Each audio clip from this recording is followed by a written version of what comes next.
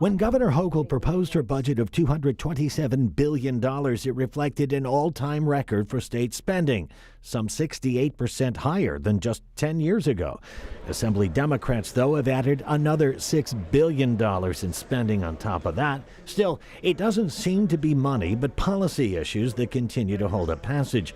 One major sticking point has been Hochul's proposal to eliminate the least restrictive clause in New York's bail reform laws, which would allow judges some discretion to establish cash bail on a case-by-case basis for those charged with violent crimes or who are repeat offenders. Some Democratic lawmakers, though, who hold a supermajority in both houses, are digging in their heels against that.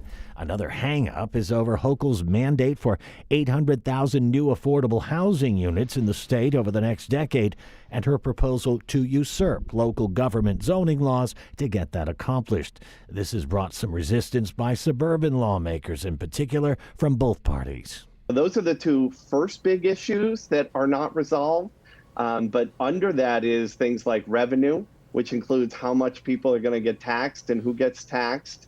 Because budget talks have also centered around a potential income tax rate increase on New Yorkers who earn more than $5 million a year. But Hochul has said this is not the year to raise taxes on anyone.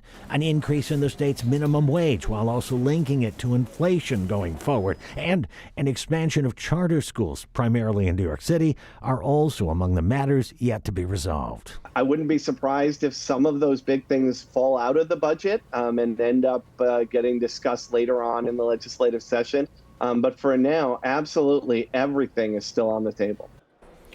We might note that state legislators who voted themselves a $32,000 pay raise just before Christmas in order to become the highest paid state legislators in the nation were not to be getting paid until the budget was finalized. Now, we are seeking some clarification as to whether adopting an extension would technically not make that budget late and allow them to continue.